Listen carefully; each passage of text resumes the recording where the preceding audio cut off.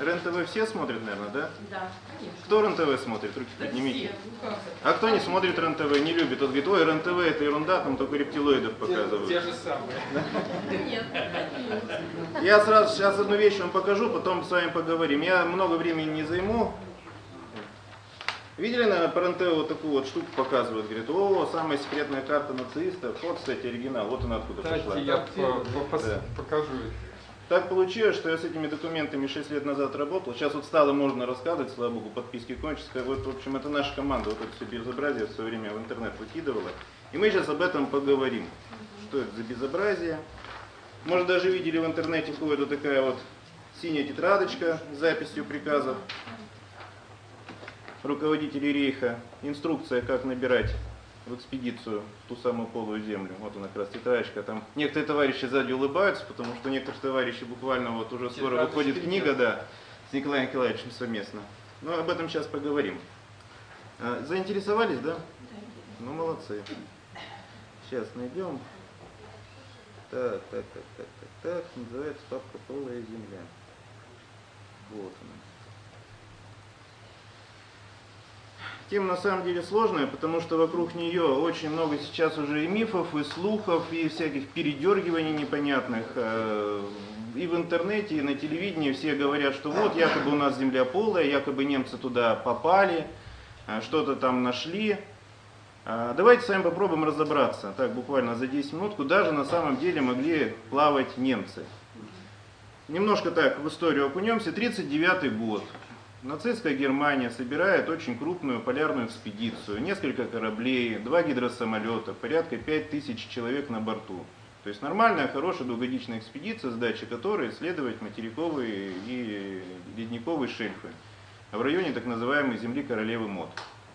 Вот тут как раз на фотографии хорошо видно, вот тут один из гидросамолетов, который налетал несколько тысяч часов, сделал несколько десятков тысяч снимков, разбросал порядка 1000 флажочков с нацистской свастикой, то есть не таким образом, а землю пометили, что якобы это их территория. Вот как раз он взлетает, гидросамолет, причем запускали его интересно, знаете, вот как из рогатки, то есть там такая пружинная катапульта была, потом он уже садился, его обратно поднимали. Вот, собственно, куда плавали немцы в 1939 году. Вот это вот красненьким обозначена та зона, которую они исследовали. Научным языком называют земля Королевы Мод. Я вам потом на карте покажу, где находится. К сожалению, не успела с собой сегодня захватить. Мне коллеги из Германии буквально пару дней назад прислали совершеннейший раритет. Книга 40-го года, там порядка 300 страниц, полностью описание всей вот этой научной экспедиции. С цветными фотографиями, с научными данными, с эхосканированием, с лоциями, с прочими вещами. Книга на немецком, сейчас вот просто сижу перевожу, так как немецкий не знаю, поэтому так это Google Translator потихоньку так копаю. Но очень интересно. Давайте немножко вернемся в историю. Почему все-таки немцы захотели туда поплыть? Что это вдруг произошло, что такая мощная экспедиция, очень дорогая, надо понимать. А корни этой экспедиции уходят в Тибет.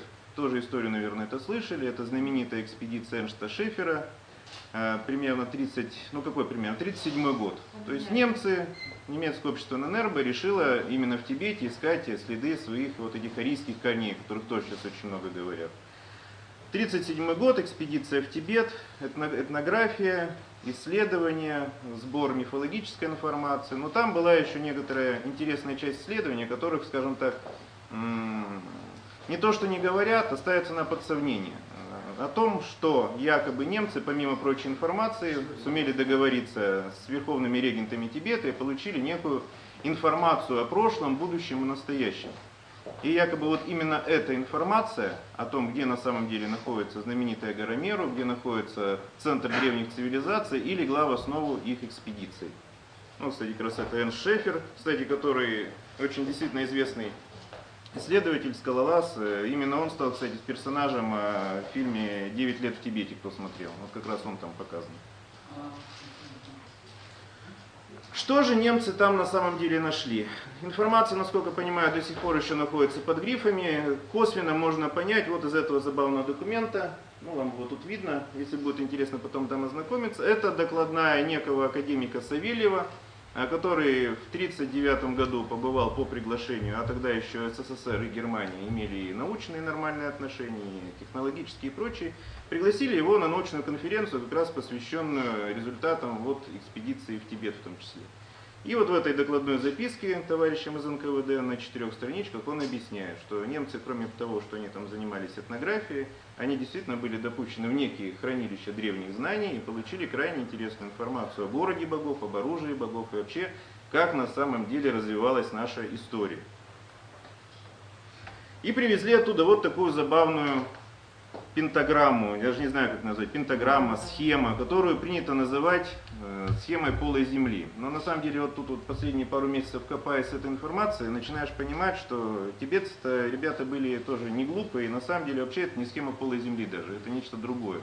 Мы с вами, наверное, потом это поймем.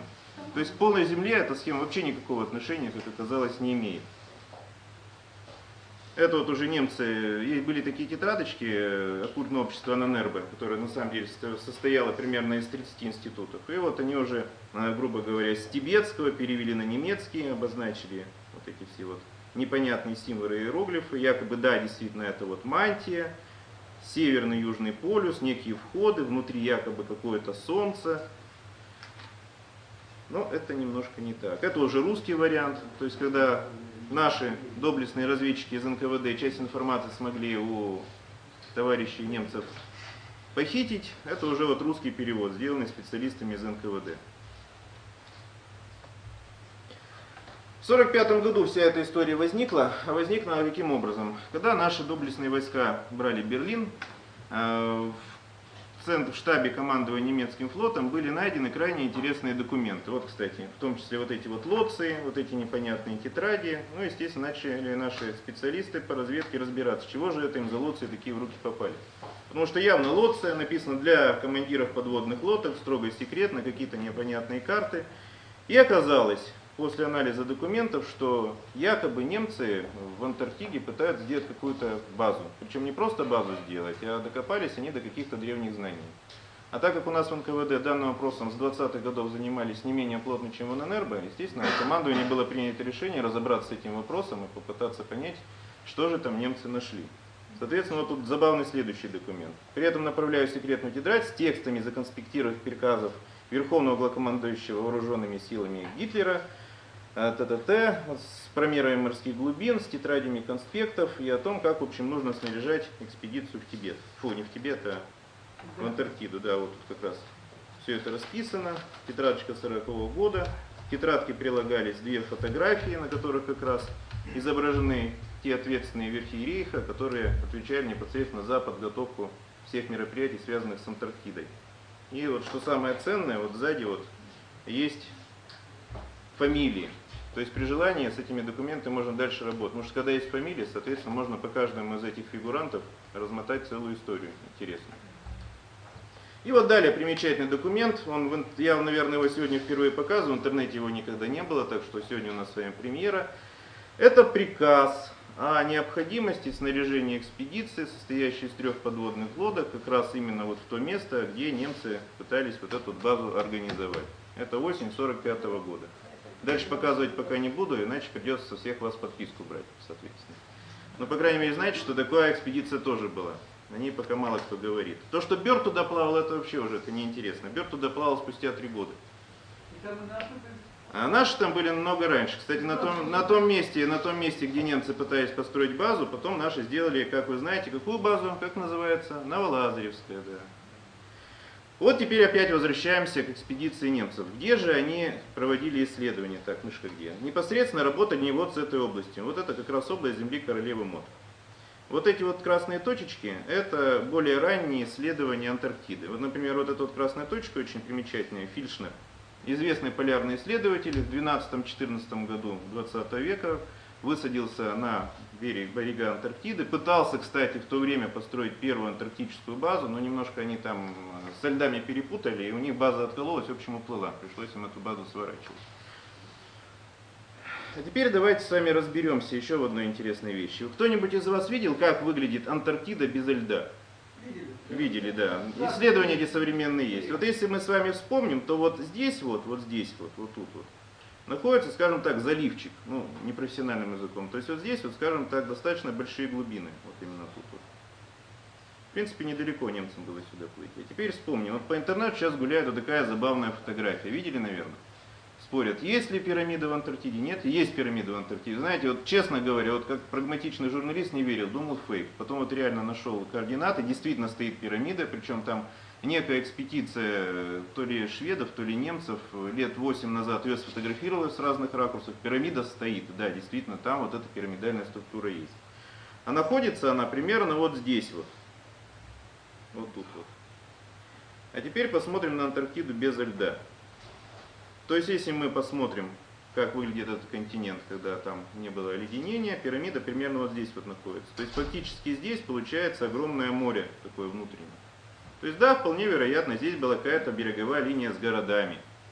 А теперь давайте вспомним, так куда могли на самом деле плавать немцы? Плавали ли они именно в полую землю? А может быть, они плавали совершенно не в полую землю, но действительно, проходя под льдами, вот под этими льдами, вот здесь вот, посмотрите, здесь очень хороший такой пролив, образованный таянием ледников. Может быть, действительно, эта лоция показывает вот именно вот данный проход действительно к древнему городу богов. А теперь давайте вспомним, 12-14 год. У Фильшнера откололась его база. Почему она откололась? Да потому что на тот момент Антарктида уже начинала таять. То есть вот в этой области, и это, кстати, подтверждают современные исследования, началось не просто таяние ледника снизу, а обнажение вот того реального скального рельефа, который существовал десятки и сотни тысяч лет назад. То есть немцы могли найти проход совершенно не в полую землю, они могли найти вот здесь вот именно вытаившие древние города вот тех богов, о которых мы могли рассказывать на самом деле тибетцы. То есть лоция реальная, просто немцы немножко похулиганили. Почему похулиганили? Ну, немножко просто, скажем, дезинформировали для того, чтобы вся эта информация казалась абсурдной. Потому что, ну, когда вам говорят, что, извините, мы поплыли в полую землю, сразу возникает вопрос, ребята, ну, как-то все это похоже на сказку. И вот мне кажется, вот я впервые сегодня эту версию озвучиваю, что на самом деле немцы-то вот плавали вот именно в эту область, где как раз находится пирамида. То есть наверняка они нашли там какие-то подземные полости, связанные вот с теми древними городами, которые в Антарктиде существовали на тот момент. Ну не на тот момент, а давным-давно. Да, ну вот, да, вот, пожалуйста, вот так Антарктида выглядит. Вот пирамида здесь стоит, то есть спокойно можно сюда проплыть. Если там что-то вытаило, можно это исследовать, не просто исследовать, а сделать там действительно защищенную базу, как говорил Денец. Мы нашли для нашего фюрера, в 43-м году, по-моему, сказал, великолепное укрытие, защищенное там от всех ветров, от всех непогод и вообще неприступную крепость. Ну вот так как раз самая лоция. То есть да, действительно, они поднырнули. И, кстати, если вот мы вернемся назад, вот глубина здесь как раз примерно соответствует 500-600 метров, если мы в этой цветовой гистограмме посмотрим, что соответствует, да, примерно вот этой лоции. Поднырнули, поплыли не в полую землю, поплыли вот по тем протокам, которые существовали к материку, и нашли города богов. Ну вот сейчас в интернете вот такие еще непонятные карты появляются, но это фейки уже. Если вам будут говорить, что это что-то древнее, а на Нербовской, это на самом деле уже ребята развлекаются. Карт на самом деле очень много. Это вот мы специально сфотографировали, что это вот не одна карта, я их штук 30 в руках держал в свое время. Ну и вот еще раз вам показываю в завершении. То есть вот так вот реально выглядит Антарктида. Вот тут у нас идет материковый лед. Пирамида находится примерно вот здесь. И вот с разных ракурсов ее фотографии. То есть исследования сейчас только начинаются. Будем искать, смотреть. Ну и скорее всего, все-таки еще раз повторюсь, немцы нашли не подземные какие-то полости внутри Земли, а нашли вполне реальные города богов, которые находились в Антарктиде. Вопросы? То есть Гиперборея, да? Нет, Гиперборея в другом месте. Про Гиперборею, если Александр разрешит, у меня друг будет вам рассказывать на То, что следующий вы день. сейчас сказали, Интересно. я написал в книге своей «Новое следствие по делу Рудольфа Гесса». Немцы действительно туда, только они поднырнули не под морскую воду. Известно, что из-под льда вытекают реки. Естественно, да, это И известно. они попали в эту реку. Причем, как они ее нашли? Подводная лодка, идущая в надводном положении, потеряла ход. И это называется, явление называется мертвая вода, полярники это знают.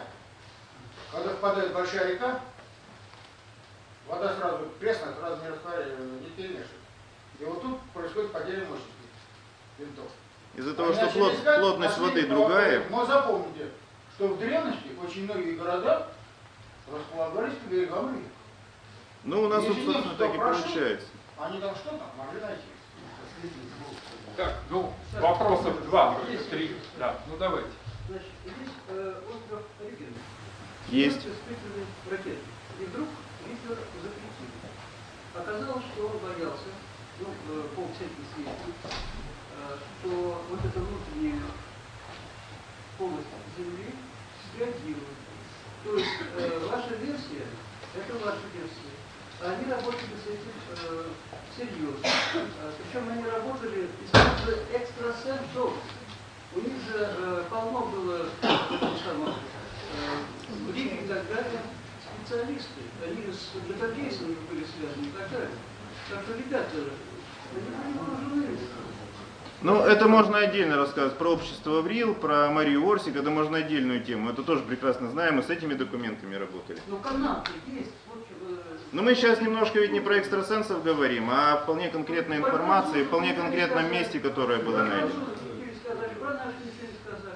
Потому что у меня 15 минут. Да, дорогие друзья, еще вопросы есть? Давайте увеличим. Ну, вопросы, если есть, давайте. Задавайте вопросы, пожалуйста. Если нет, тогда... Ну, пожалуйста, да. А поподробнее сейчас, вот, присутствующий Николай, не можете рассказать источник происхождения, то есть прослеживаем, вот, как достались эти вам документы? А вы знаете, я вам отвечу на один простой вопрос. Я очень увлекаюсь фотошопом, и вечерами эти документы рисую на компьютере. Это в шутку я тебе отвечаю. Серьезно это считывается. Ну а серьезно, если я имею возможность показывать, значит можно их посмотреть. Но источник, давайте про источники не будем. У нас у каждого свои источники информации. Хорошо, а у американцев есть входы именно подземные? Этих входов, вы знаете, очень много. У нас на Урале, по крайней мере, 2 подземных города уже построены. Так что... Построили это одно, а в том, что уже есть там. Это есть, и древние тоннели есть. Я вот буквально, опять мы сейчас немножко в сторону уходим. Сейчас общаюсь с коллегами с Крыма, с горняками. У них там на глубинах 1500 метров очень интересное явление происходит. Вот буквально обещали мне в течение месяца записать шумы. У них там в 12-24 часа происходит какая-то непонятная активность. На глубине 1500 метров в течение 30 секунд раздается звук идущего поезда. То есть как будто там метро. Ни военных объектов, ничего там рядом нету. Причем звук такой, что аж вибрирует. Это тудум-тудум, тудум-тудум, тудум-тудум. Так что все это существует, но эта тема совершенно другая. Все-таки вы начали смотреть полая земля, потом свели ее к Атлантиде, к Антарктиде, и потом ее забраковали своей версией. Я не забраковал версию полой земли. Я сказал, что это один из вариантов, куда реально могли приплыть немцы на тот момент. Под лед они приплыли, они полностью приплыли. Они приплыли именно подо льдом, вот по как раз этим оттаившим рекам, потому что уже климат начал изменяться, и появились протоки и полости подо льдом. Приплыли именно на тот материк, который начал таять, на материк Антарктиду, где могли найти действительно древние какие-то артефакты. Вот у нас о чем речь. Ну, раз возникает все-таки вопросы о полной земле, сразу как физик, что больше такой дури никто не говорит. Так? А скажите, пожалуйста, как будет выдерживать потолок все нагрузки, которые возникнут? Потому что, конечно, слой от потолка до поверхности Земли, но не меньше 20-30 километров. Давайте посчитаем нагрузки на метр квадратной площади потолка. Примерно 3-4 тонны у нас каждый метр, километр 34 тысячи тонн, 30-40 тысяч тонн 10 километров. То есть вопрос о полной земле, то что это спекуляция. Вот именно поэтому меня версия всегда и смущала. Есть более простые объяснения, которые лежат на поверхности. Там на глубинах, на подземной инфраструктуре. Уважаемые Еще друзья, один вопрос. Фотографии, которые вы показывали, там есть фамилии, Да. есть кто были. И звонили. Известна судьба после 45-го года Так, тех тихо. людей, которые были на этой фотографии. Вы знаете, вот сейчас начинаем их искать. Есть определенные сложности. Сейчас вот с коллегами из Германии Потому что я, связываюсь. насколько знаю, никого. Тишина. Никого. И концов пока нету, но вот пытаемся найти, потому что там даже звание указано. То есть принципе найти можно. Есть наверняка какие-то специалисты, которые занимаются в Германии этой историей. Просто у нас таких материалов крайне сложно найти. Если начинаешь по-простому с Википедии, то есть пытаешься, потому что, ну, когда там как минимум полковник и, грубо говоря, Ну, в нашем знаете, звании в той же генерал-майор, книге уже было- какая-то информация в любом случае должна в И интернете вы быть. знаете, Но, в той же книжечке, что вы показывали, там же сказано, что вы не вернетесь. естественно, там есть такое. Потому То что есть в один книжке край уже описана вторая всё. попытка. Извините, вот сейчас у нас еще лекторы есть, давайте не будем злоупотреблять, Хорошо. можно в кулуарах. Спасибо.